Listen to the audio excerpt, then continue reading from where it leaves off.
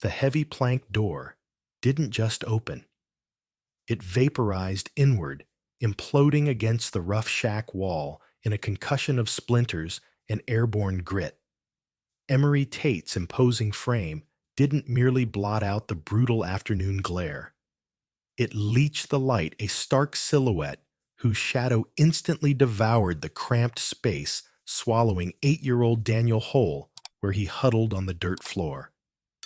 Jagged earth bit into Daniel's palms like broken teeth as he scrambled back, heart, a terrified hummingbird battering the cage of his ribs.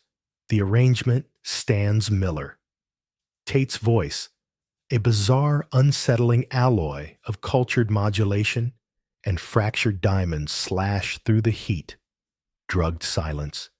He advanced with the predatory smoothness of a sidewinder hunting heat signatures in the dark, his chilling presence and almost physical pressure sucking the air from the room. Daniel's parents seemed to liquefy against the walls, shadows dissolving into deeper shadows, their faces masks of practiced hollow terror. Tate halted before Daniel, producing a tarnished silver locket on a blackened chain. Strange, almost visibly breathing symbols etched into its surface, writhed unnervingly in the gloom as it swung a hypnotic, heavy pendulum, radiating an abyssal cold that seemed to sink hooks into Daniel's soul. "Touch it now, Miller." Tate directed towards Daniel's father, his tone dropping intimate with menace. "Confirm the deed seals the boy's transfer.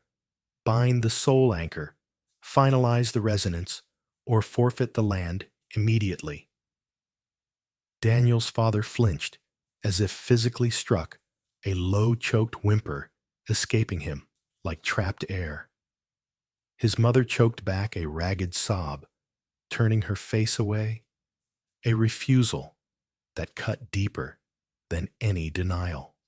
Tate knelt the expensive wool of his coat, incongruously brushing the filth. He pressed the locket's glacial metal against Daniel's cheek, a shocking, violating intimacy that burned colder than dry ice, irrevocable. He murmured his unnerving gaze, blue chips promising absolute consuming ownership, locking onto Daniel's. His breath carried a strange, cloying scent beneath the expensive cigar smoke like ozone and old decay. "The property is mine." And so, the grip on the locket tightened knuckles. White ghosts, is the boy, a vessel chosen, prepared. You comprehend the finality, the necessity. Daniel jerked back violently, trying to melt into the grime, the rough timber, a brutal reality against his spine. From the front room, the thin, frantic hum of his parents' hushed argument became a nightmare fugue state. Their despair, a palpable entity pressing down on him thicker than the stifling air. Tate's presence fouled the atmosphere. An unholy blend of expensive cigars and a sharp, disturbing antiseptic tang, overlaying something deeper, subtly putrescent, faintly metallic, like old blood soaked deep into the very bones of the earth. It clawed through the shack's familiar miasma of stale whiskey and bone-leaching misery. "It's done." His father's voice cracked nearby, brittle with shame, a desperate conviction forced into the sound like a splinter driven deep under a fingernail. Best for him, a real chance, advantages, stability. Tate dismissed the man with an almost imperceptible flicker of his gaze, his focus wholly absorbingly on Daniel. Those ice-chipped blue irises, portals to a chilling, hungry void, held the boy utterly captive. A practiced skeletal smile touched Tate's lips, but never reached the watchful depths of his eyes, Arctic pits reflecting nothing recognizably human. A most beneficial accord. "Daniel, a necessary transition. You will accompany me now to my ranch." Daniel's head snapped towards his parents, spectral figures huddled behind Tate's imposing form, irrevocably broken. His mother abruptly spun away, shoulders racked with tearing, silent sobs. She wouldn't let him witness a betrayal sharper, colder than any physical blow. His father stood rigid as petrified wood gaze riveted to a peeling patch of wall, a muscle pulsing violently in his jaw, his face a mask of vacant finality. Their silence screamed abandonment, a surrender colder, sharper than any blizzard wind. Why? The word tore from Daniel's throat, a frayed thread lost in the implosion of his world. Providence son. His father stammered the word tasting like ash and bile. Mr. Tate. He provides more than we ever could. Stability purpose. Provides. The word felt obscene. Profane. Tate's shadow fell like a shroud, heavy and final. His cool, dry hand settled decisively on Daniel's small shoulder. Not comfort, possession. Branding. Daniel flinched, but remained pinned by the awful gravity of his parents' surrender. Property transferred. Soul earmarked. No time for goodbyes. No desperate scramble for meager treasures. The worn patchwork blanket, smelling faintly of wood smoke. The smooth river stones cool against the skin. The small wooden horse his grandfather carved a tangible link to a past brutally severed. Now just another memory turning to dust. Tate's grip became an inescapable vice, steering him out through the splintered doorway into the blinding, indifferent sun towards the waiting buggy. Its polished black lacquer and gleaming brass seemed an alien artifact. A predator's gleaming carapace dropped amidst the endemic poverty. One last searing glance back burned into his memory, his mother collapsing to her knees, weeping openly. Now a keening sound swallowed by the vast, pitiless sky. His father, a frozen pillar of impotence, refusing to witness the final delivery of his son, already a ghost haunting his own diminished future. The buggy ride was a jolting passage into nightmare. Familiar cracked earth and stunted scrub yielded abruptly to Tate's unnaturally lush green hills. A vibrant, almost sickening emerald imposed upon the landscape like a conqueror's flag. Imposing oaks, ancient and gnarled, stood sentinel, their twisted limbs like arthritic fingers, guarding this new, terrifying domain. Fat cattle bearing Tate's jagged brand dotted the landscape like dark monuments to his suffocating wealth. Tate spoke occasionally, mundane pronouncements on rainfall bloodlines, market prices, yet his assessing gaze kept drifting back, measuring Daniel, stripping him bare with disconcerting focus, finding him suitable for some dreadful, unspoken purpose. Daniel retreated inwards, knuckles white around the wooden horse jammed deep in his pocket, a knot of fading reality in a swirling vortex of fear. Fear wasn't just a feeling. It was a cold parasite lodging deep its tendrils, creeping insidiously into his marrow, whispering of endless nights, inescapable control, and a hunger he couldn't name lurking just behind Tate's eyes. The Tate ranch house materialized on the horizon, vast, pristine white timber and imposing stone chimneys sprawling like a fungus across the conquered land. Immaculate white fences marched across unnaturally sterile grounds, manicured to within an inch of tortured life.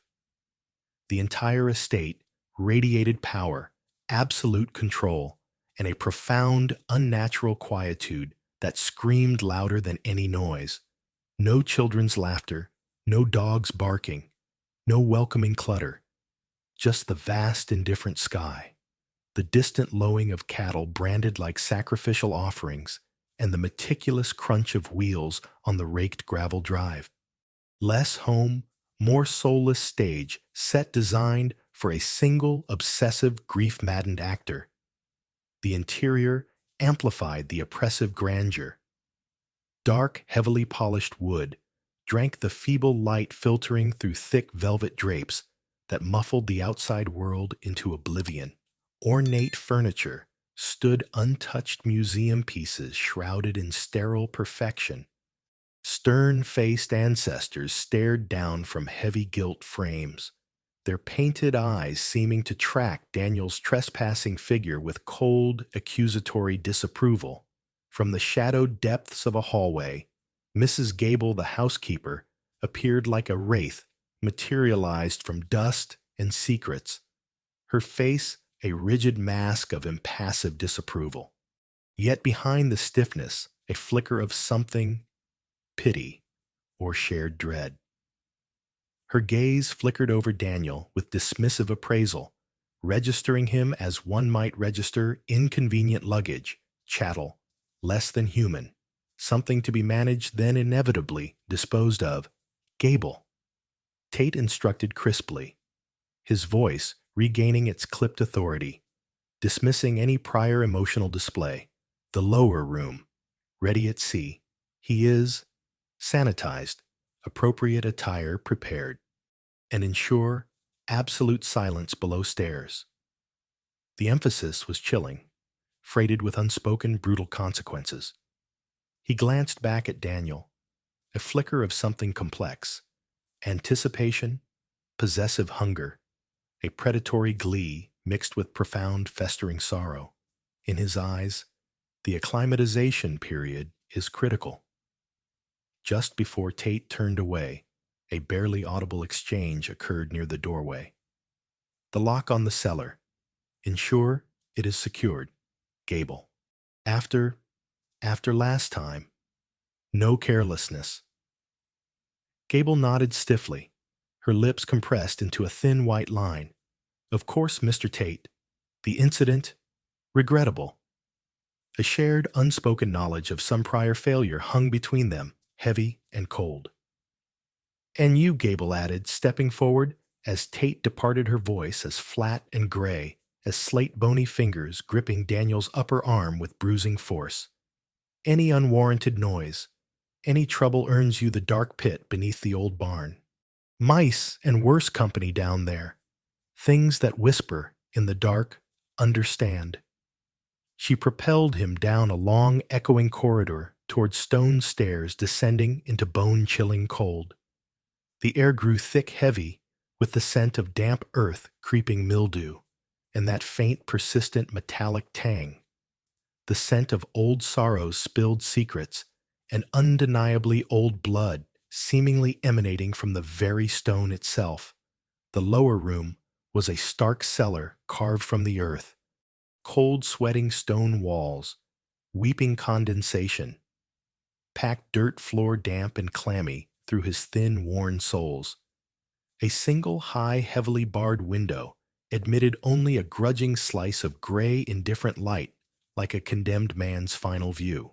Furnishings, a thin, lumpy mattress on a rusting metal frame, stained with suspicious darker patches, a single scratchy wool blanket reeking faintly of mothballs, and something else. That metallic scent, again stronger here, thick as graveyard fog, and an empty metal bucket in the corner, emitting a faint, acidic odor. A holding cell, a tomb for the living, your space.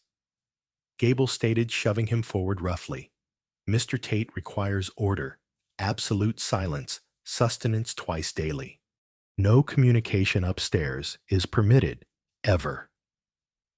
Her footsteps receded up the stone stairs, followed by the heavy final slam of a thick oak door and the definitive grating sound of a heavy key turning in the lock, buried frozen in the frigid gloom. Utterly, terrifyingly alone. He stumbled towards the mattress, collapsing onto the thin ticking. The damp cold seeped into his bones with frightening speed, a hypothermia not just of the body, but of the soul, the icy chill of abandonment coupled with a growing formless dread. Tears threatened hot and stinging a physical ache behind his eyes, but a primal instinct forced them back. Crying felt futile, worse, dangerous, like attracting something that thrived on misery. Curling into a shivering knot, legs drawn tight to his chest, he pressed the small wooden horse against his churning stomach, a tiny splintered anchor in an ocean of terror. Time dissolved into a gray misery marked only by the slow crawl of grudging light across the damp stone walls, Gable's silent, near invisible deliveries of tasteless, lukewarm gruel, sometimes subtly delayed as if testing his endurance, and Tate's unannounced, unpredictable descents into the cold darkness. His presence saturated the small space long before the key turned a shift in the psychic atmosphere, a palpable weight. He rarely spoke initially, just stood there, watching Daniel, with those unnervingly dissecting eyes, like a biologist observing a particularly interesting specimen thrashing beneath a microscope. Daniel perfected stillness, learning to regulate his breathing, trying to shrink to become invisible, a chameleon blending into the despair. Then came the clothes. Not sturdy work clothes for a ranch, but unsettling relics laid out one afternoon on the damp mattress. A small formal woolen jacket, meticulously mended in several places, as if by grieving hands, peculiar dark knickerbockers that felt unnaturally stiff, long scratchy woolen stockings, and stiff worn leather shoes that looked decades old. They emanated a faint cloying scent of lavender, a futile attempt to mask the deeper odors of dust disuse, and that sharp, disturbing metallic tang, stronger now, inescapable, clinging, like grave dirt thick in the air, like a freshly opened wound. Clothes cold as the grave they surely came from. Elias's, Tate murmured one afternoon, standing over Daniel, his voice hushed strangely, altered by a chilling reverence that raised the fine hairs on Daniel's neck. He handled the garments with an unnatural, almost sensuous tenderness that made Daniel's skin crawl. My son, he, transitioned unexpectedly. Tate's eyes narrowed, sweeping Daniel's slight frame with an intense measuring scrutiny. The likeness, remarkable, uncanny even, especially the eyes. That same resonance, the same compatible frequency required for the procedure. He held up the small, stiff jacket. Assume this garment. Now, nausea churned acidic in Daniel's stomach. Revulsion rose like bile, wearing a dead boy's skin, a shroud woven with palpable wrongness, tainted by tragedy and something darker, colder. No. He whispered the word, barely audible instinct rebelling against the violation. Please, sir, they aren't mine, I can't. It was like flipping a switch in a complex, unstable machine. Tate's fragile softness vanished, replaced by a blistering intensity that radiated palpable heat. The air crackling around him. You exist here. He hissed voice, a low, guttural growl that vibrated in the confined space, rattling the metal bucket. By my sufferance at my decree, your pathetic preferences are inconsequential. Your purpose is not. You will conform. You will wear what I decree. You will become the vessel.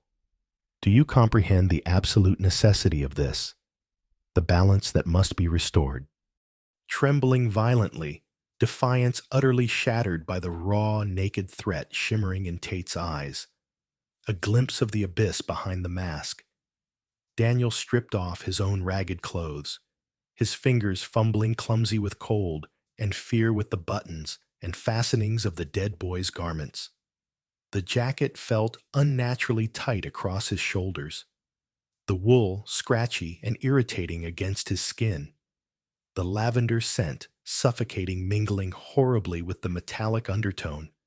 Tate watched the transformation with a disturbing flicker in his eyes, a complex, horrifying mixture of profound grief, chilling satisfaction, and possessive triumph. Adequate. Tate pronounced his voice, regaining its icy control, though his breathing remained slightly ragged, his pupils dilated. He produced the tarnished silver locket again, its surface seeming to pulse faintly with a malicious inner light in the gloom. Now nomenclature names possess power, boy. Daniel Miller is expunged, forgotten, a husk shed by the roadside. He stepped closer, the locket swinging, its cold radiating outwards. From this moment forward, you answer only to Elias.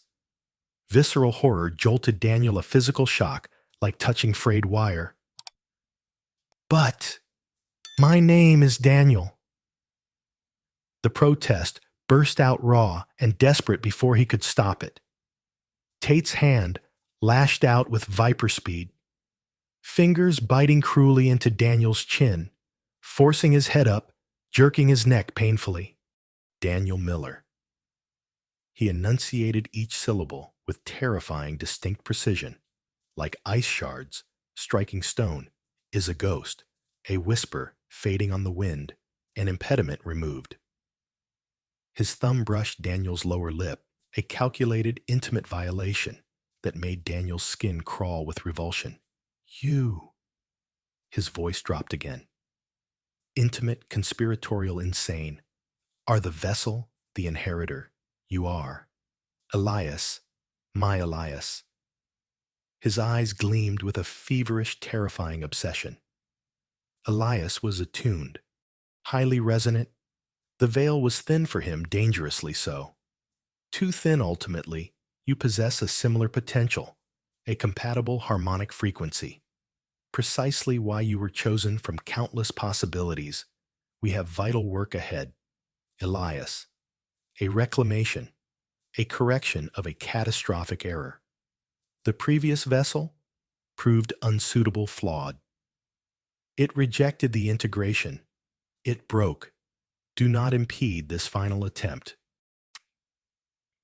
His eyes darkened further, promising consequences, unimaginable horrors Daniel couldn't begin to fathom should he resist. Do not ever disappoint me again by uttering that defunct name. He released Daniel abruptly, who staggered back, the alien name Elias, echoing in the small space like a curse settling cold and heavy in his soul like swallowed stones. Thus commenced the systematic reprogramming, the erasure of Daniel Miller. The ghostly clothes became his uniform, a constant scratchy reminder of his subjugation and the chilling purpose he served. The stolen name, Elias, was the required response beaten into him through repetition and raw, stomach-churning fear. Tate's visits intensified, becoming daily sessions of psychological annihilation.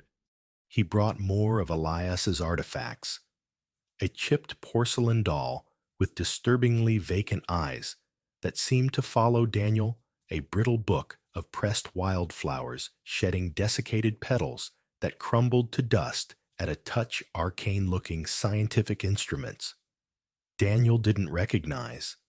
Glass tubes, brass coils, strange lenses, charts depicting celestial alignments overlaid with bizarre geometrical patterns, and always the locket forced around Daniel's neck for hours at a time, its profound cold, a constant reminder of his bondage, the wrongness clinging to it, intensifying sometimes, feeling like it vibrated faintly against his skin. Tate demanded phantom memories, recounting incidents from Elias's tragically short life. Birthdays, lessons favored, walks, peculiar fears, aversion to mirrors, terror of thunderstorms, forcing Daniel to repeat them back, correcting his tone, his posture, even the flicker of expression in his eyes, obsessively seeking the perfect, seamless echo of his lost son. Any spark of the real Daniel, a stubborn silence held too long, an accidental slip of his true name, a defiant flicker in his gaze, met with calculated psychological torture, agonizing stretches of frigid silence and withheld food, or worse, Tate's quiet, incandescent fury, a low-burning rage that radiated terrifying menace and promised unimaginable pain, just barely held in check. Sometimes Tate would simply sit, and whisper to the locket a low, sibilant conversation. Daniel couldn't quite catch his eyes, unfocused, directed at something unseen within the cellar's gloom, a relentless campaign designed to hollow him out, scour him clean, prepare the vessel for its intended monstrous occupant. Nocturnal excursions became rituals of escalating dread and profound wrongness. Tate would fetch him from the cellar, often blindfolded the blindfold, smelling sharply of chemicals and something sickly sweet, leading him stumbling through the cold night to locations charged with palpable negative energy. The skeletal decaying barn on the western pasture reeking of dry rot animal musk, old iron, and a lingering miasma of palpable fear so thick Daniel could almost taste it. Or the windowless line cabin near the creek, where the damp walls seemed to weep oily secrets, and the air tasted metallic and coppery like a swallowed penny. Away from the main house, away from any possible observation, Tate's obsession manifested fully, terrifyingly. Intricate complex patterns were drawn on the dirt floors or rough wood with salt chalk, pungent dried herbs that made Daniel's eyes water and his stomach heave. Flickering tallow candles cast monstrous dancing shadows that seemed to writhe with unseen predatory life.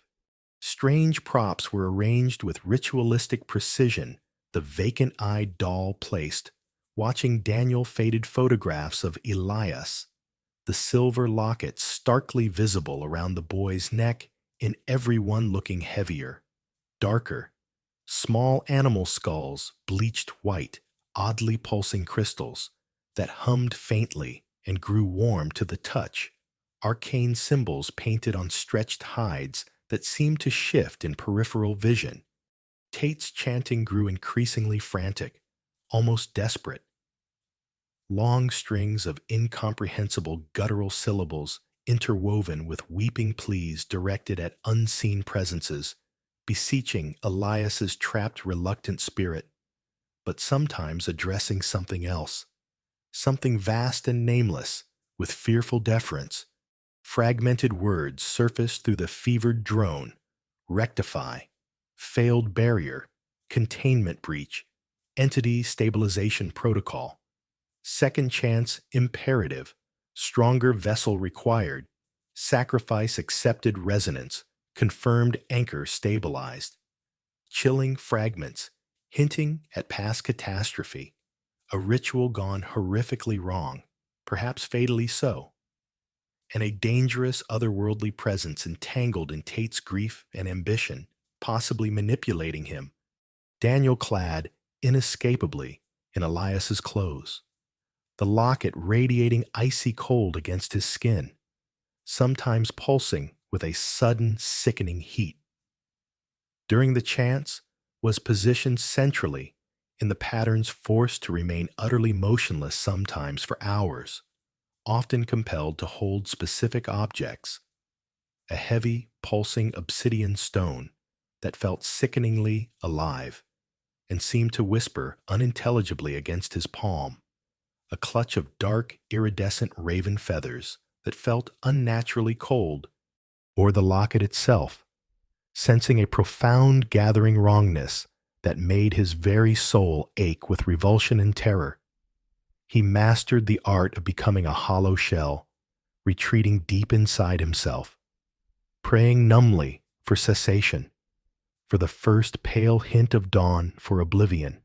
Meanwhile, the carefully constructed narrative, grieving philanthropist Emery Tate adopting the orphaned Elias Miller out of selfless charity, permeated the dusty streets of Redemption Creek like poisoned well water. Tate's calculated donations to the church and civic projects solidified his standing as a pillar of the community.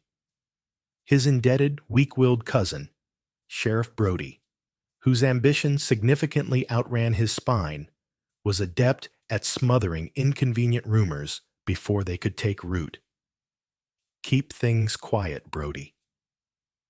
Tate had warned him pointedly during a tense meeting behind the livery stable, his voice soft but deadly. Judge Harrison's circuit court is due through next month. We wouldn't want any unnecessary complications or questions surfacing, especially regarding young Elias's adjustment period or his predecessor's unfortunate departure. The implied threat, coupled with substantial ongoing financial ties, ensured the sheriff's complete, albeit uneasy silence. Down the dusty road, the miller's ghosts, haunting their newly fertile tainted prosperity, kept their mouths shut tight, their eyes averted whenever Tate's name was mentioned. Complicity bought with 30 acres and a fearful, soul-crushing silence. Yet a subtle unease lingered like bad water under the town's placid surface. Whispers surfaced in the saloon, quickly hushed, about the miller's sudden windfall and subsequent withdrawal into reclusive misery, about strange flickering lights seen late at night near Tate's dilapidated western barn, snatches of chanting or weeping carried on the night wind that raised gooseflesh. A young ranch hand, newly hired and unwary, vanished without a trace shortly after voicing concerns to the blacksmith about Mr. Tate's unsettling nocturnal habits, the unnatural silence of the ranch, and the peculiar fact that no one ever seemed to see the new boy, Elias, out and about in the daylight. Said the air near that barn felt wrong. The blacksmith later muttered uneasily, like walking through invisible cobwebs colder in ice. But fear of Tate's immense power, Sheriff Brody's swift enforcement of the preferred narrative, and a collective desperate desire for stability kept the whispers muted, confined to shadows. Redemption Creek wrapped itself in a shroud of deliberate ignorance, preferring uneasy peace to dangerous truth. For Daniel, whose real name felt forbidden, treacherous, even in the sanctuary of his own thoughts, existence contracted to the 4 sweating walls of the cellar. The terrifying intrusions of the rituals and the constant gnawing fear that consumed everything else. Hope withered like a cut flower, left forgotten in the sun. He struggled nightly desperately to remember the simple feel of sunshine without the accompanying dread, the sound of his own forgotten laughter, before Tate's shadow fell and smothered it. He felt himself fading, dissolving, becoming a phantom, inhabiting a dead boy's clothes. The lavender scent clinging to him like a shroud. Loneliness was a suffocating physical presence pressing in on him from all sides, stealing his breath. Clutching the small wooden horse tightly in his hand under the scratchy blanket, he would whisper his stolen name, Daniel, Daniel. Daniel, a desperate litany against the encroaching darkness, against the terrifying erasure of self. Hundreds of miles away, Mako, known reluctantly, amongst the dwindling settlements as Ghost River moved like smoke across the hardening plains. A Cheyenne warrior untethered from the old ways by tragedy and the relentless encroachment of the white world. Loss was his constant companion, etched into the lines around his eyes. Resilience his only shield. Dwindling supplies and the persistent ache in his empty belly forced him reluctantly towards the fringes of settlement, towards the ambiguously named Redemption Creek. He carried his own ghosts, the memory of his younger sister, Laughing Brook, stolen years ago, her disappearance shrouded in whispers of strange rituals performed by isolated settlers encroaching on sacred grounds. That unresolved grief fueled a vigilance, a sensitivity to similar darkness. He approached at dusk, circling wide instinctively, his finely honed senses registering a deep fundamental wrongness emanating from the unnaturally pristine, tightly controlled Tate lands. A discordant note, sharp and sour in the symphony of the prairie, like a festering wound on the land.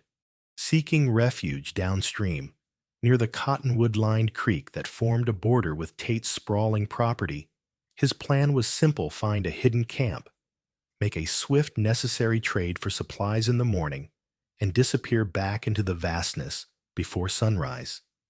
He found a concealed spot among a thicket of willows, screened from the distant ranch house. The evening air hung heavy, thick with the scents of dust, drying tall grass, and the fragile perfume of unseen night flowers. Then a sound sliced through the stillness, thin and reedy at first, then growing clearer.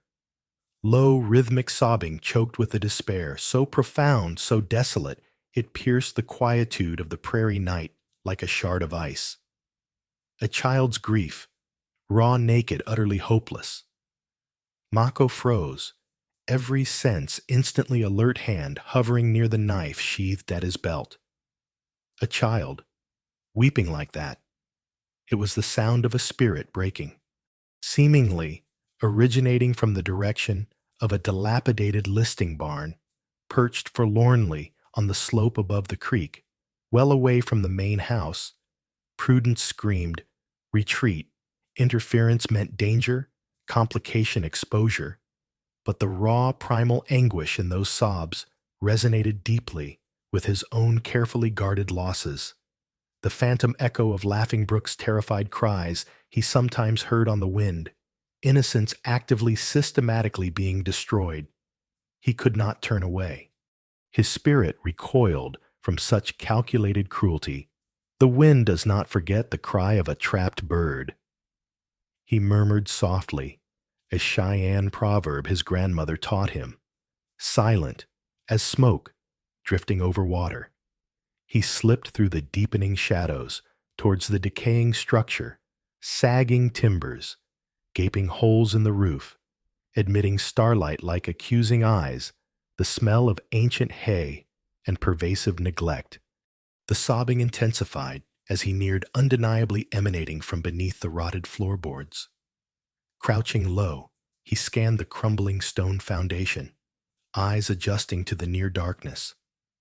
There, near the back wall, hidden by overgrown weeds, disturbed earth crudely dug out, revealing a dark, narrow opening, a shallow crawl space, a lightless pit.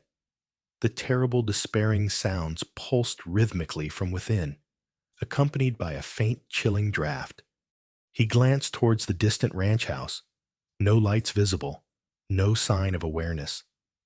Arrogant confidence and absolute secrecy. He crept closer, the stench hitting him then.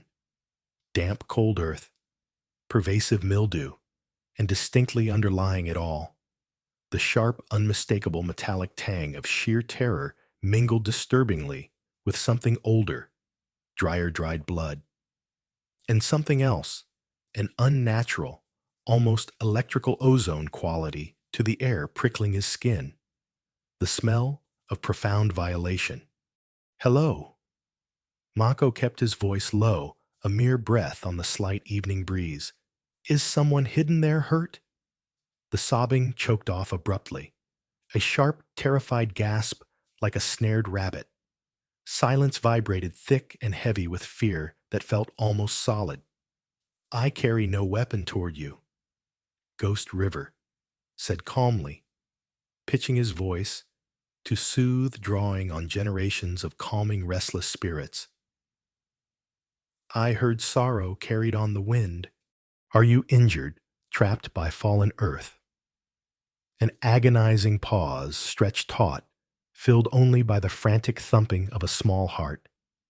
Then a tiny, trembling voice, barely audible. Who are you?" "My name is Mako, Ghost. River, by some I am merely passing through. Why are you confined in darkness? Little one, did the earth shift and trap you?" Silence again. Then a frantic, desperate whisper tumbling out in a rush. "No, not trapped. He puts me here, Mr. Tate. When the cellar isn't enough. When I displease him. After the rituals, when I fight too hard. Sometimes the cellar, sometimes here, always locked. Please. The voice cracked, dissolving into helpless pleading sobs. Don't tell him you found me. He'll be so angry. He'll use the locket, make the whispers louder. The unspoken threat hung cold and sharp in the night air, hinting at torments beyond physical pain. The boy shuddered violently, clutching something dark and small. Leather. A fragment of a book page. Locked in cellar. Puts me here. Rituals. Fights too hard. Locket whispers. Ghost. River's blood ran cold, the echo of his sister's fate screaming in his mind. This wasn't accidental neglect.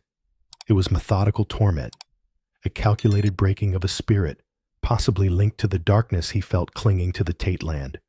He strained his eyes, trying to make out the huddled shape in the Stygian darkness, noticing the strangely formal cut of the boy's clothes, ill-fitting and grotesquely out of place. What name do they call you, child? He asked gently. Daniel.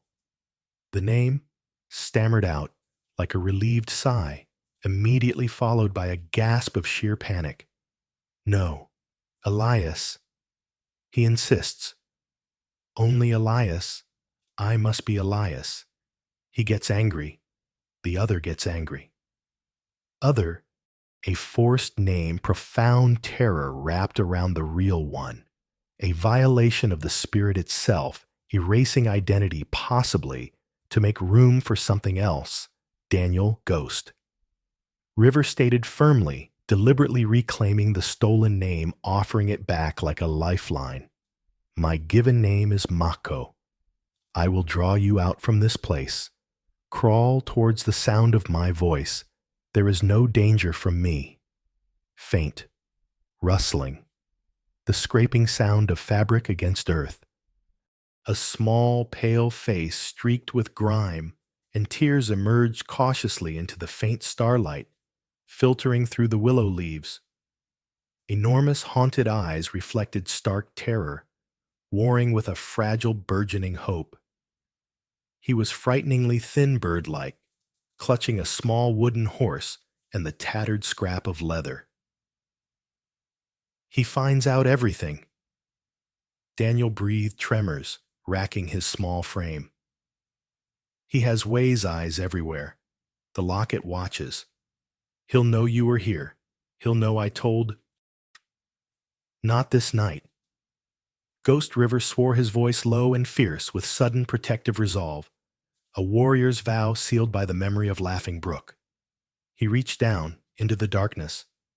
Take my hand, Daniel Miller. Your suffering ceases now. I give you my word. Netse tsesem. Kesta evue. I walk with you on this path. A breathless hesitation.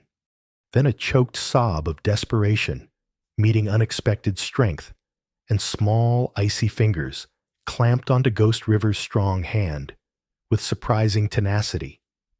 He pulled gently, drawing the feather-light frame out of the stinking pit. Daniel blinked against the starlight, disoriented, shivering uncontrollably. Ghost River swiftly shrugged off his own worn deerskin tunic, wrapping it gently around the boy's frail, trembling shoulders. Daniel burrowed into the unexpected warmth, inhaling the unfamiliar, comforting scents of leather wood smoke and cedar, a shocking, grounding contrast to the cellar's suffocating miasma of mildew fear and that creeping wrongness. He looked up at Mako, trust beginning to bloom in his haunted eyes, tentative, fragile, but undeniably real. We leave this poisoned ground, Ghost River said urgently, casting a hard glance towards the menacing bulk of the ranch house silhouetted against the rising moon, sensing an unseen but palpable awareness stirring within it. Now, before the alarm is raised. Swiftly, silently, they returned to his hidden camp. Mako worked quickly, erasing signs of their presence with ingrained skill, scattering leaves over disturbed earth. He lifted Daniel onto his sturdy plains horse, settling him securely in the saddle. Swinging up behind him, one arm, a firm shield around the boy's small body. "Hold fast, Chayton little falcon," he murmured, using an old term of endearment, feeling the boy lean into his strength, nudging the horse forward into the shallow creek. Letting the flowing water erase their tracks, they followed it upstream for a distance before cutting sharply east, deeper into the wilder broken country, beyond Tate's rigidly controlled domain. The moon climbed higher, casting long skeletal shadows like reaching claws. Behind them, miles away, but drawing nearer with every passing second, a storm of obsessive, terrifying rage, amplified by something colder and less human, was beginning to gather. The hunt would soon be on. Back at the ranch house, moments before dawn, Mrs. Gable, her face etched with a fatalistic resolve born of witnessed horrors and suffocating guilt over Elias's true fate, slipped silently down the stone stairs. Her trembling hand bypassed the key. Instead, using a hairpin coaxed from her tightly bound hair, she expertly silently worked the lock on the cellar door. The faint click echoed monstrously in the pre-dawn stillness. She pulled the door infinitesimally ajar, a prayer for the boy's escape mingling with terror on her lips. As she turned to flee back upstairs, a shadow detached itself from the deeper darkness of the corridor. Tate. His eyes weren't just cold, they were burning with an inhuman light. Careless Gable. He whispered, his voice soft as falling snow, lethal as an adder's strike, or complicit. "Did you witness Elias's resistance too closely? Did his weakness infect you?"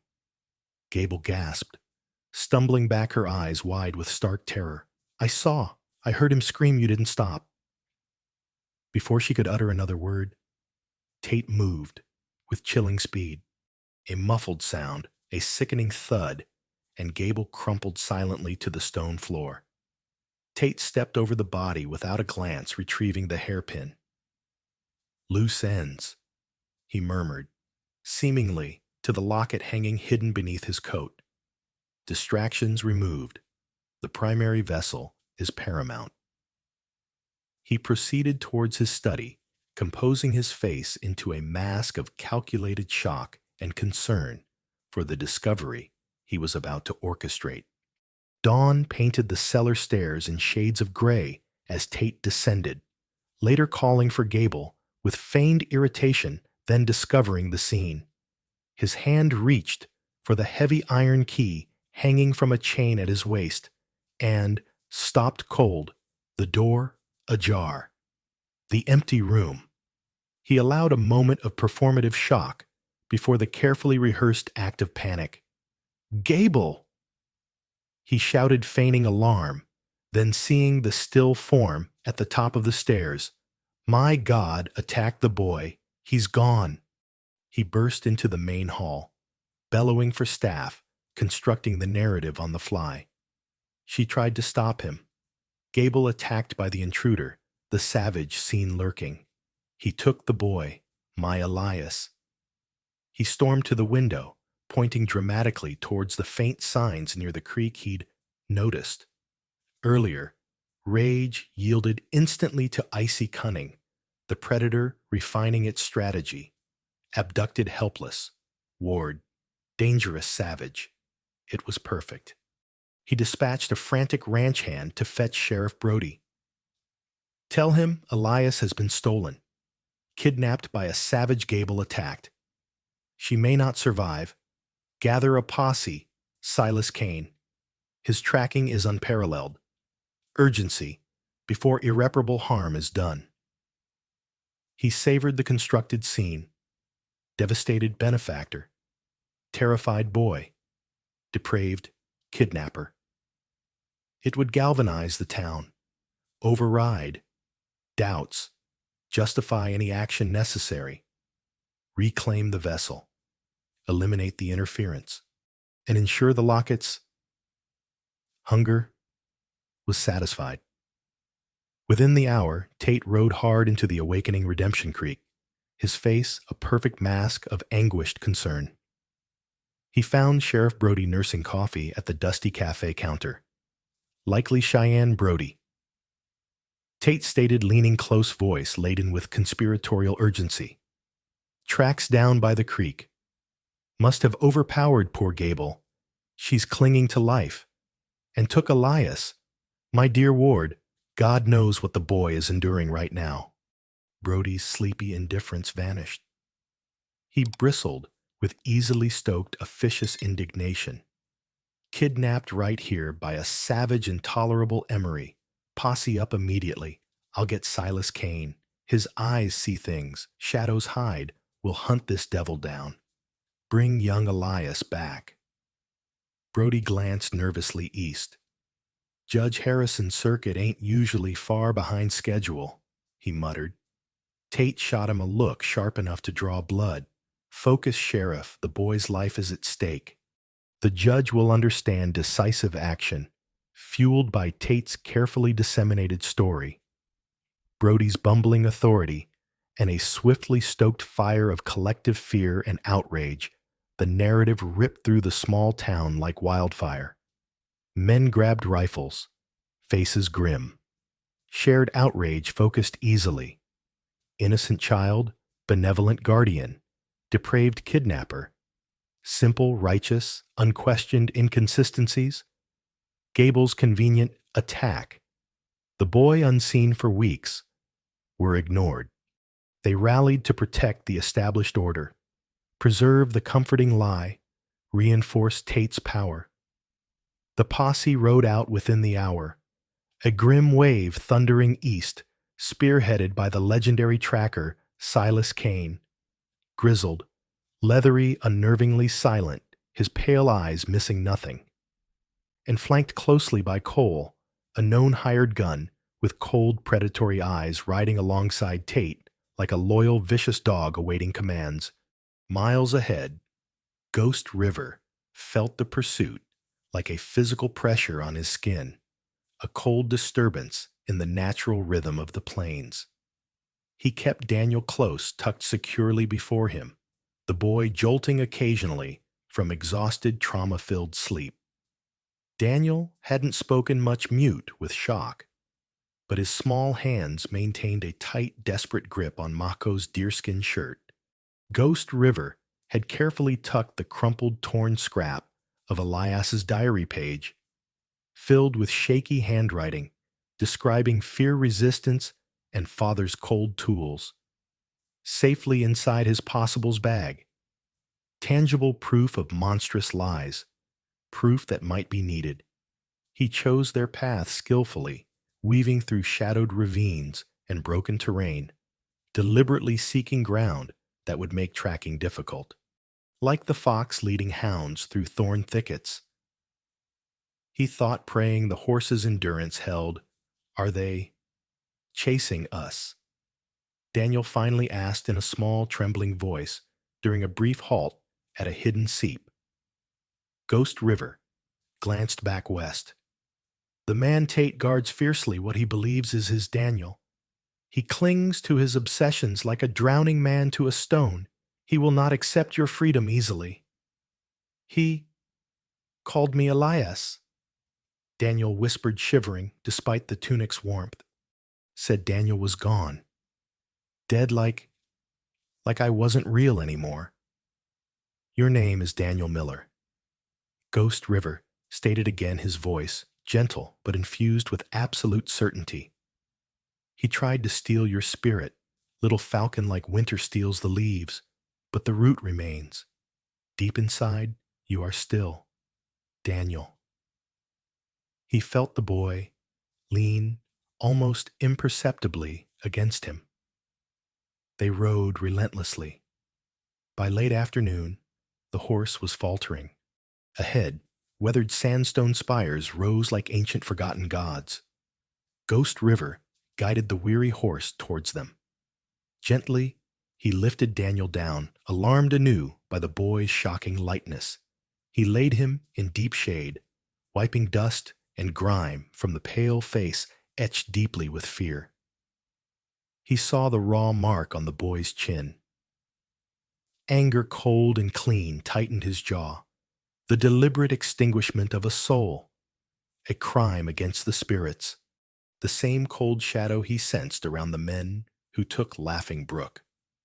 While Daniel slept, Ghost River scouted defensible, a small seep spring. As dusk bled purple and bruised orange, he built a tiny shielded fire, shared meager provisions, jerked venison, dried berries. Daniel woke slowly, relief dawning. He ate hesitantly, eyes losing some of their hunted look. Why? He asked again, voice stronger. Why risk so much, helping me? You don't even know me. Ghost River gazed into the flames. Because no child should live shrouded in such fear, little falcon, your spirit cried out, and mine heard it. He paused, adding quietly, and perhaps, because I lost someone too. My sister Whispers said she was taken for a dark purpose, near grounds like Tate's, helping you reclaim yourself. It honors her memory. It fights the same shadow. He spoke briefly of scattered people, shared griefs. A companionable silence settled. The fire crackled. A lone coyote called Daniel seemed to draw strength. Tentatively, he drew out the wooden horse. Grandfather made this strong horse medicine. For bravery, it is good work. Ghost River observed, touching the wood lightly. The maker's spirit resides within. Remember him, it gives strength. He thought of the diary page, and the paper you carry holds truth. Another powerful medicine. Daniel truth has its own spirit. Fragile trust. Bloomed. Daniel asked quiet questions about the horse stars, Cheyenne words, Vu Hesehe, morning star, Me Heoo, great spirit ghost. River answered patiently, weaving a thin shield of normalcy against the fear. He softly sang a Cheyenne lullaby, a song about the steadfastness of the mountains, hoping to soothe the deeper tremors he sensed within the boy. But caution remained sharp. Late long after Daniel slept, Ghost River heard it. Faint at first, a vibration through the ground, then clearer, the rhythmic drumming of multiple horseshoes, moving fast, too fast, the posse. Closer than he'd hoped, Silas Kane. The tracker's reputation was fearsome, almost unnatural.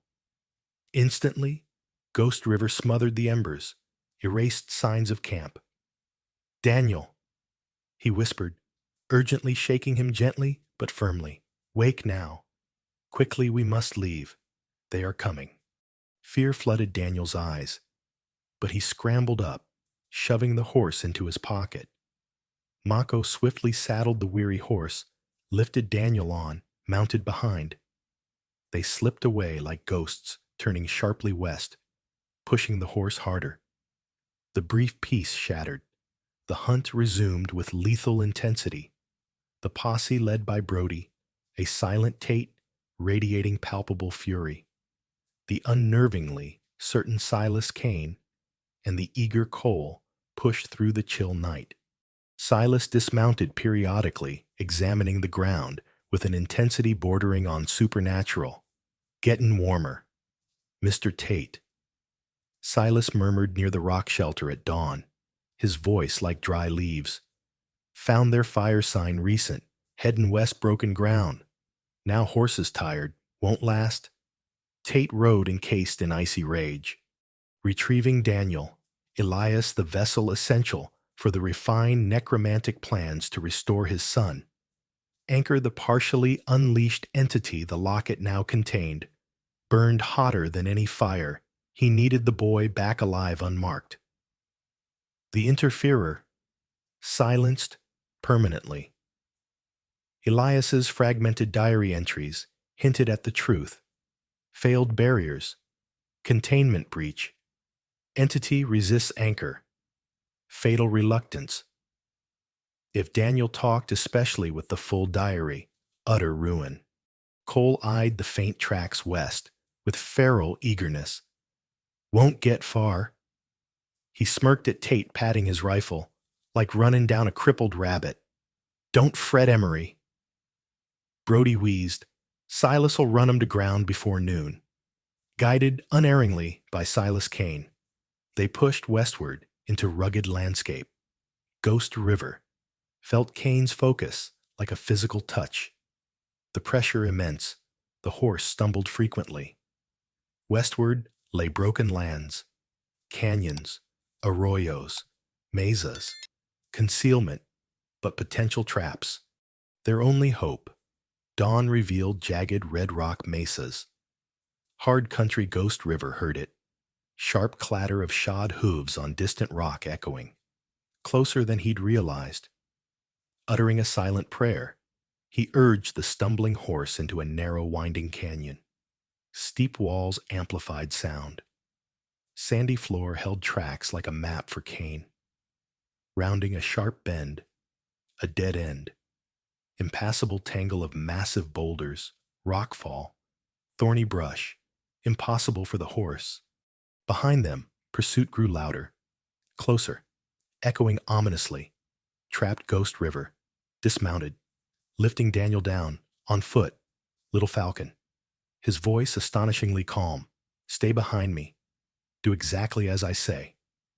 Checked his old Spencer rifle, canteen secured. Gave the horse a final regretful pat. He knew. Go now. Slapped its flank. Hard panicked. The horse bolted back. A desperate, likely futile ploy. Quickly into the rocks. Stay low. Seized Daniel's hand, pulling him into the chaos of stone and thorns, scrambled over sharp rocks, clothes tearing, scanned frantically. Spotted it. A narrow vertical fissure partially obscured by thick thorny mesquite. In here, squeeze deep, stay low, make no sound. Daniel, no matter what you hear? Pushed the trembling boy in, then positioned himself just inside, turning rifle, ready, peering through dusty leaves, muscles coiled. As he settled fingers, brushed something wedged behind loose rock. Smooth cold. Fabric, heavy wool, stiff. Part of a discarded child's coat, lining nearly identical to Elias's, something tucked inside heart. Pounding, he carefully pulled it free. A small, battered, leather-bound diary. Elias's full diary, forgotten, hidden by Gable. By Elias himself. Instinctively needing concealment, he shoved it inside his tunic. 2 pieces of damning evidence. Minutes later, an eternity, the posse thundered in. There's the Indian's horse! Someone shouted. Riderless, he's close on foot. Brody held up a hand, panting. Hold up steady. Spread out. Where's Elias? Silas Kane dismounted silently, pale eyes scanning the choked canyon end. Tracks lead. Right in here, Sheriff. 2 sets. Little one hurried. Man and boy are in amongst these rocks. Pointed towards the dense tangle. Ain't getting out this way. Cornered. He walked forward, gaze sweeping, noting disturbed mesquite near the fissure, faint scrapes on stone.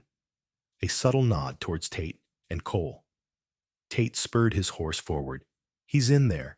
Hide and flush him out. Find the boy. Find my Elias. I want him unharmed. Do you hear? The vessel must be intact.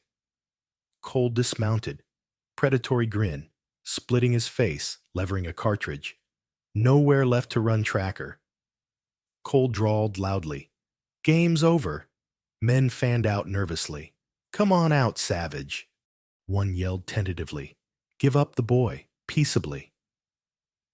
Ghost River held his breath, feeling Daniel trembling uncontrollably behind him. Crunch of boots closer. A posse member stumbled past, feet away, eyes sweeping blindly over the mesquite. Dangerously close, Cole suddenly paused, sniffing the air near the fissure. Smells funny here, he muttered, narrowing his eyes, like ozone after a lightning strike. Suddenly, before Cole could investigate further, Ghost River acted. With blinding speed, he kicked loose a precariously balanced rock above the fissure entrance. It tumbled down, striking Cole's rifle, knocking it from his grasp, and sending him staggering back with a curse. Seizing the moment, Ghost River lunged from the crevice, not with his rifle, but with his sheathed knife. Cole, recovering quickly, drew his own blade. A brutal, desperate dance erupted in the confined space, dodging, weaving, parrying. Cole was bigger, ruthless, but Ghost River moved with fluid practiced economy using the terrain. He feinted, drew Cole forward, then pivoted, tripping the gunman over a gnarled root. As Cole fell, Ghost River struck not a killing blow, but aiming to disable.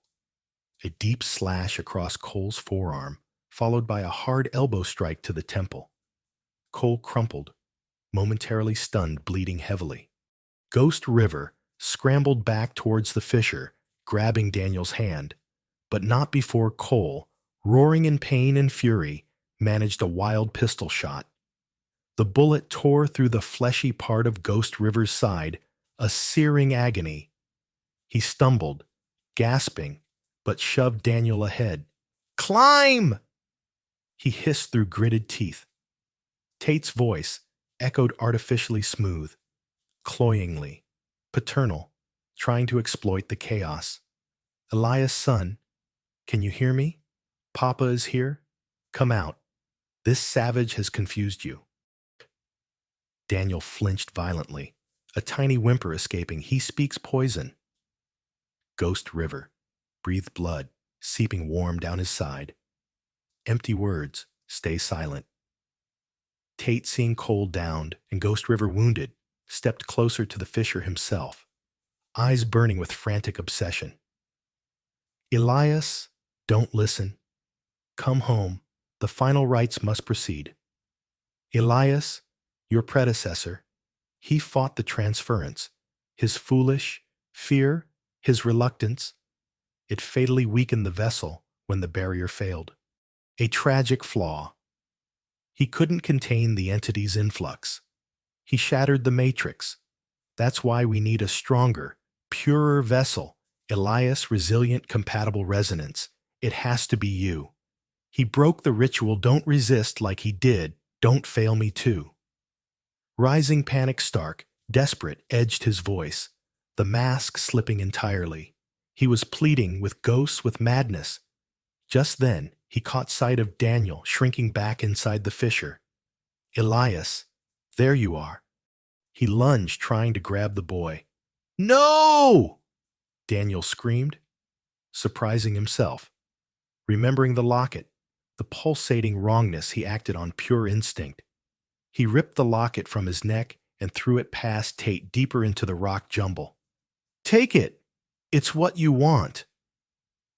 Tate, momentarily distracted by the glinting object, his primary focus locked onto the anchor, hesitated, glancing towards where it landed. That split second was all Daniel needed. He scrambled deeper into the crevice after Ghost River. "Find them!" Tate roared, recovering instantly, raw fury returning, thwarted again.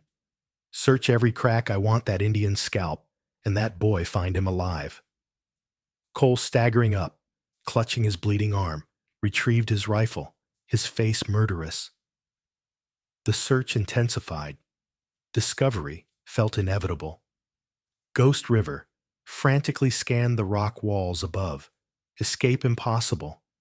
Then he saw it. Directly above, narrow, precarious ledges, faint, natural handholds, a treacherous route upwards, desperately difficult, dangerously exposed. But the only way— "Daniel," he whispered, urgently, nodding upward. "Look, we climb. The only way, summon your last strength. Follow exactly where I place my hands and feet. Trust the rock. Do not look back. Do not look down." Daniel looked up, eyes wide with stark terror. He met Ghost River's steady, unwavering gaze, seeing the pain, but also the resolve. A tiny spark of fierce defiance flickered. Mute, determined nod. Stay behind me. Feet where mine were, hands where mine were. Ghost River repeated the pain in his side, a sickening throb. Rifle slung tight. He reached up, found the first precarious handhold, tested it, and began the agonizing ascent. Steep, treacherous. A sudden gust of wind shrieked through the canyon, threatening to tear them from the rock face. Small stones constantly crumbled. Progress excruciatingly slow.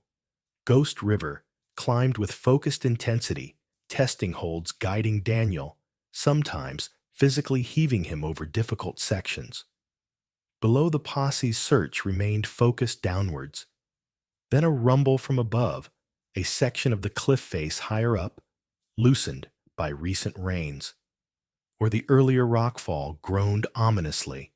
Suddenly Daniel's worn shoe slipped on loose gravel, loosened by the wind. A shower of small rocks cascaded down. He gasped, crying out involuntarily, dangling by one handhold, feet scrabbling. Ghost River, clinging precariously, himself, nearly overbalanced his injured side, screaming. He instantly secured his position, reached down, swiftly, gripped Daniel's thin wrist in an iron grasp, just as the rock beneath Daniel's feet gave way completely. He hauled him bodily back onto the narrow ledge. Their hearts pounded furiously. A sharp shout erupted from below. "There, hey! Look up on the cliff face! It's them!" Silas Kane, pointing directly at them. Chaos erupted. "It's them! Getting away!" "Shoot the damn savage!" roared Cole, bringing his rifle up, ignoring his injured arm.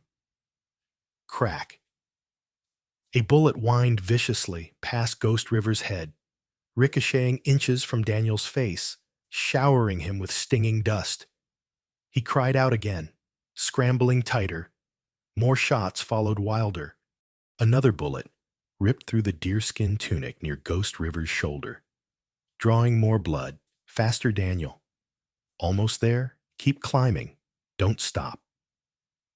Ghost River urged, pushing harder, ignoring the fire in his limbs, the waves of dizziness from blood loss, the bullets singing past like angry hornets.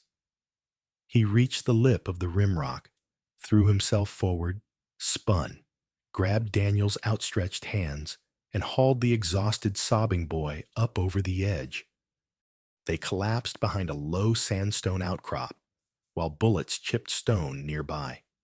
Below, chaos reigned.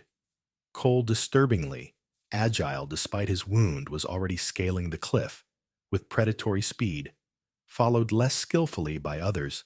Cannot remain here. Ghost River gasped, scanning the exposed mesa top. Cover sparse, run stay low. Follow. Grabbed Daniel's hand, pulled him up, and they scrambled away, bullets kicking up dust, zigzagging towards larger boulders further back. Looking back confirmed his fears. Cole grimly purposeful, Brody puffing hard, and two others reached the rim, fanning out, advancing steadily. Tate remained below, directing furiously. Outnumbered, outgunned, caught in the open. Tate's enraged roar echoed, "Don't shoot the boy! You fools, I need him alive, intact. The Indian. Fair game, 100 silver for the savage, dead or alive. Bring the boy to me unharmed." The gunfire focused solely on Ghost River. They reached the boulders. Cole flanked wide, closing in. Surrounded. "They trap us." Ghost River muttered grimly, checking the Spencer, one cartridge left. Suicide surrender meant death for him. Worse for Daniel. Daniel huddled beside him, shivering, but with resolute fire in his eyes, looked up, voice trembling, but clear. "He hurt me," he stated. "Mr. Tate locked me up, made me wear Elias's awful clothes. Hit me said, Elias's spirit needed my body. He pointed towards the rocks below, where he'd thrown the locket. He used that and the chanting, said it held Elias's trapped soul and something else trapped with it waiting.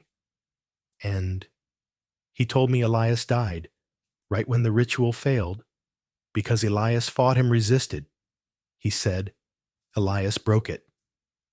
His small hand fumbled urgently inside Ghost River's tunic fingers, closing around the battered diary Mako retrieved earlier. Daniel pulled it out, clutching it tightly along with the single torn page. Elias knew he tried to fight. He wrote it all down. Right here it says. He frantically flipped a page, reading shaky script. Resisted infusion. Entity feels strong. Barrier weakening. Father's rage. Consuming terror. Must not yield spirit. Locket feels. Wrong. Alive. Hungry. The pain intense. He sealed the ritual room, hard to breathe, darkness coming. Daniel looked up, eyes blazing. Emery. Tate took me. Ghost River. Found me crying. Emery Tate is the kidnapper. He is the monster. His finger pointed straight and unwavering towards the figures advancing across the mesa. The horrifying truth, spoken plainly, amplified by the tangible proof. Not just replacement, necromantic possession. Soul theft, attempted channeling of a dangerous entity. Tate's ritual killed his own son. Ghost. River's resolve hardened. No longer just escape. Bearing witness. Exposing monstrous crimes. But how? Just as Cole edged cautiously around a boulder, rifle raised sighting for the kill shot, Mako saw movement far out on the eastern plains below. Riders approaching urgently, dust plumes rising. Squinting. That stern profile, Judge Harrison. And behind him, the glint of badges. U.S. Marshals. Hope sharp, fierce, utterly unexpected. The slimmest chance. Stall. Buy time. Raise the alarm. He raised his rifle, took careful aim, and fired his last round. Not at Cole, but inches from his head. Ricochet whined. Cole jumped back, swearing, "He's shooting back. Damn it, rush him." Posse members scattered, returning fire erratically. The brief firefight bought seconds. Ghost River saw Tate below, apoplectic with rage. Harrison's party, much closer, now saw the gunfire, altered course riding hard. Judge Harrison held up a commanding hand. Marshals, reining in. He rode forward alone, a short distance. Powerful voice booming. "Hold your fire. Cease fire. Immediately in the name of the law." What in God's name is this? Shooting sputtered out. All eyes turned startled. Brody looked flustered. Tate went deathly pale, then flushed dark red. Cole lowered his rifle, scowling. "Judge Harrison, sir?" Brody stammered, sweating. "Just apprehending a kidnapper, sir fugitive. This Indian savage abducted this poor boy," gesturing vaguely. Young Elias Miller from Mr. Emery Tate's home resisted lawful arrest. Judge Harrison's sharp eyes swept the scene.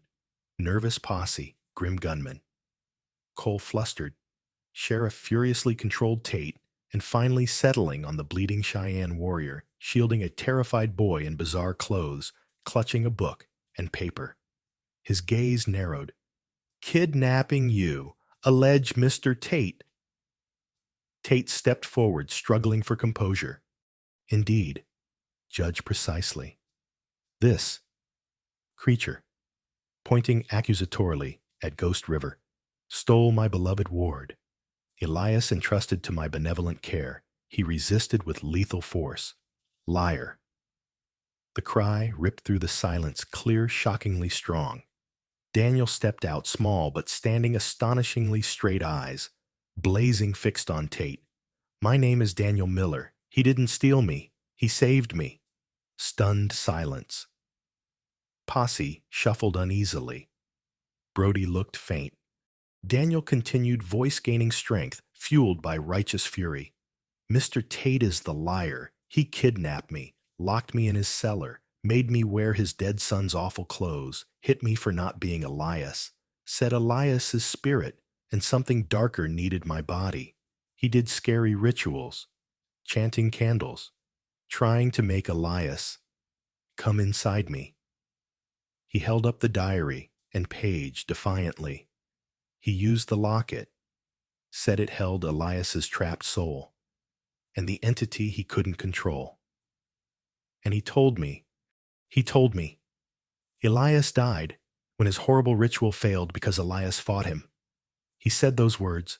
Elias wrote it right here, about being scared, about the entity, about Tate's rage. He pointed straight at Tate. He is the monster. Tate's face contorted grotesquely. Disbelief, fury, then stark panic as his eyes fixed on the diary. Losing control, driven by terror of exposure, he blurted voice, rising hysterically.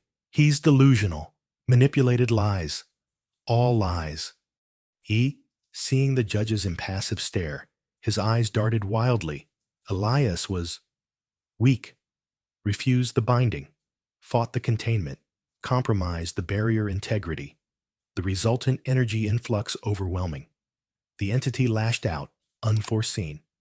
I had no choice but to stabilize the anchor, cut the flow, ensure the transference protocol could be recalibrated, corrected with a stronger vessel. Absolutely necessary. Horrified gasps rippled through the posse.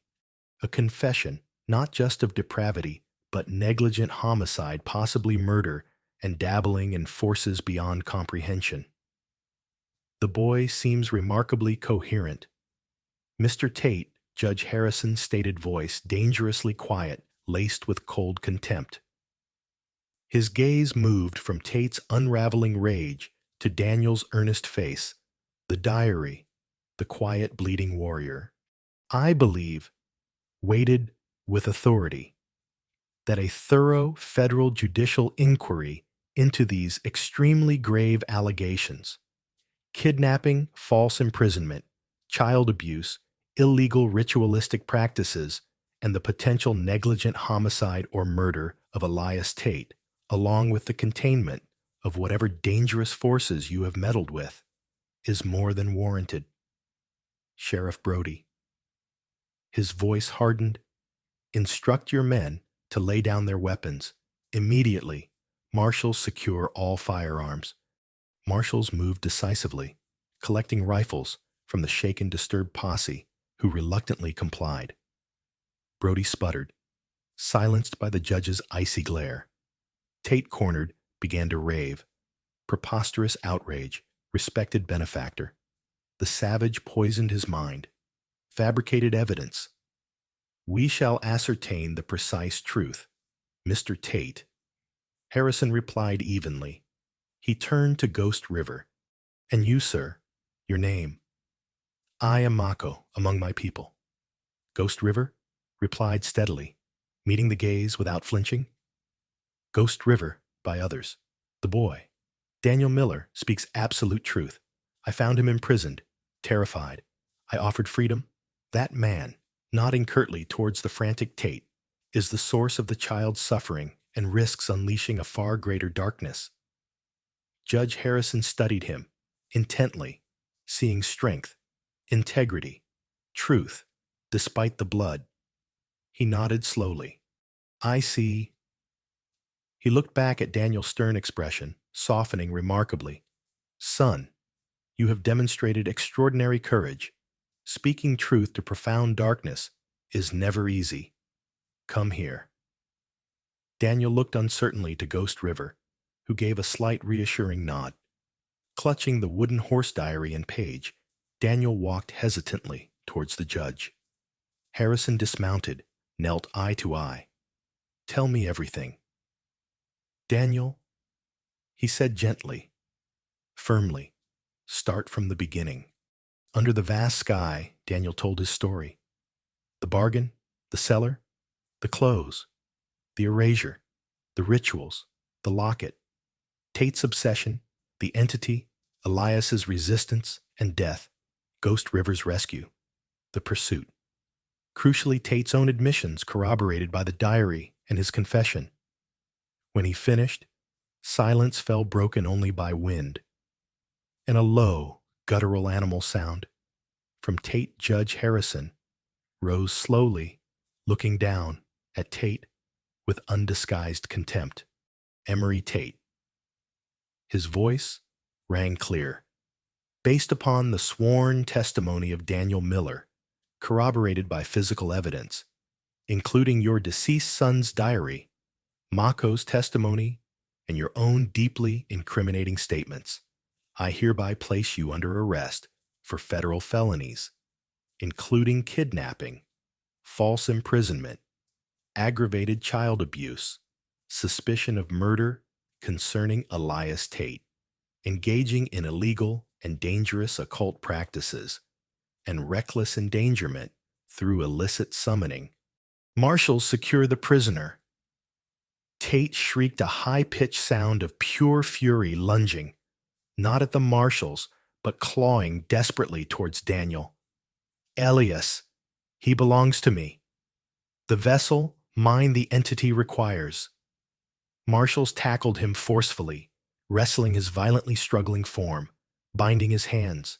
He continued spewing incoherent curses about Elias, barriers, protocols, rightful ownership, sanity shattered, madness laid bare. Down below, unnoticed by the preoccupied humans on the mesa, the discarded silver locket pulsed once with a faint cold emerald light, before lying still in the dust.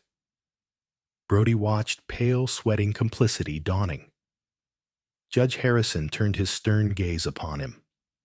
Sheriff Brody, you are hereby suspended, effective immediately pending federal investigation into your conduct, dereliction of duty, and likely collusion. You and these men, gesturing towards the stunned, ashamed posse, will escort Mr. Tate back to Redemption Creek. Hold him securely. Do not fail. Brody nodded mutely. The posse gathered grimly around the bound, raving Tate, their pursuit ending in shared disgrace. Judge Harrison placed a steadying hand on Daniel's shoulder. You spoke truth to darkness, son. The light prevailed. He looked towards Ghost River, respect in his eyes. And you, Sir Mako, you risked everything. Profound honor and bravery. I did only what conscience required. Ghost River replied, touching his bleeding side. Consider all allegations against you dismissed, the judge declared firmly. Free to go with the court's gratitude. As for Daniel, Harrison frowned. Returning him to his parents is untenable. They face their own reckoning. For now, Daniel, you remain under direct protection of the United States Marshal Service. I give you my word. Son, we will find you a safe, proper home.